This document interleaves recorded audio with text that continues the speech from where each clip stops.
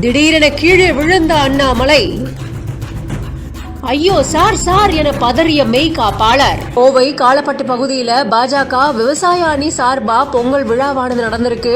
இந்த விழாவில் பாஜகவோட மாநில தலைவரான திரு அண்ணாமலை அவர்கள் பங்கெடுத்துக்கிட்டாரு.